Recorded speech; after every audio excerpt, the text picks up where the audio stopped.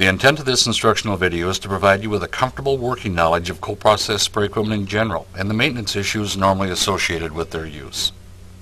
A typical cold process spray system can be divided into 6 areas of major importance. Number 1, and perhaps most important to the system, is the displacement pump. This mechanical device is designed to produce vacuum, flow, and pressure. The power source that is used to drive the displacement pump is number 2. Commonly used power sources are the mechanical, pneumatic, and hydraulic systems. Third, and perhaps most overlooked, is the inline heater. This mechanical device's very important function is to add efficiency to the system by improving material viscosity. Changing the viscosity to a thinner, more fluid state allows longer lengths of hose to be used while still providing the correct amount of pressure needed for airless atomization. For modified mastics that contain a polymer, the inline heater becomes essential for maintaining the required 95 to 105 degrees at the point of spray application. Fourth is the delivery hose. Proper composition, size, length, and pressure rating play an important role in not only the safety of the system but also in the quality of the spray itself. Number 5 is the delivery gun. Operator safety and ease of operation are the main concerns regarding the spray gun. Number 6 is the spray orifice or tip. Material characteristics such as viscosity, fiber content, filler, and application rate will help us determine the correct tip size. When combined, these 6 major components make up the basic spray system. Here's how they interact with each other in order to perform at maximum efficiency.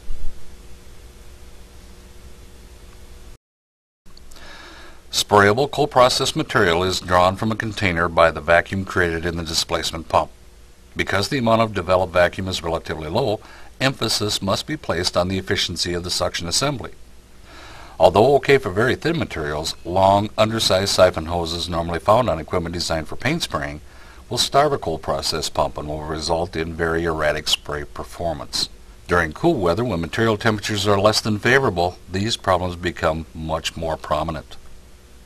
You'll see here on the Hennes-Johnson 4518X, the suction tube is submerged directly into a 55-gallon drum, allowing for the greatest amount of efficiency. On stationary containers, such as shown here on the Hennes-Johnson 450-gallon reservoir, a full port 3-inch valve with 3-inch pipe connections are used to bring the material into the pump. Once inside the pump, force is applied through the repetitive action of the hydraulic motor. The amount of applied force will determine the displacement pump output pressure. Cold process materials that benefit from an increase in temperature are now delivered to the inline heating unit.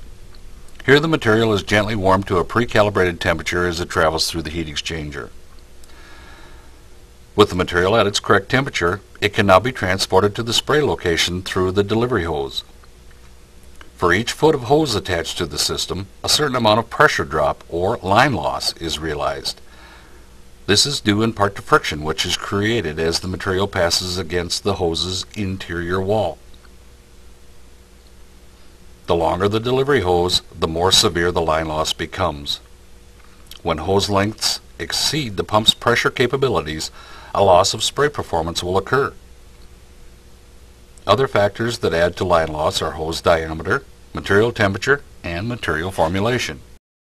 Starting and stopping material flow is the responsibility of the control gun. Most are trigger actuated with forced return to the off position. Airless spraying is like holding your thumb over the end of a garden hose. Your thumb helps to create a given amount of back pressure, and the size of the opening will determine how coarse or how fine the spray becomes. The spray tip serves the same function and will determine the pattern, coarseness, and volume of material being applied. Material formulation and rate of application will also be a factor in selecting the correct tip size.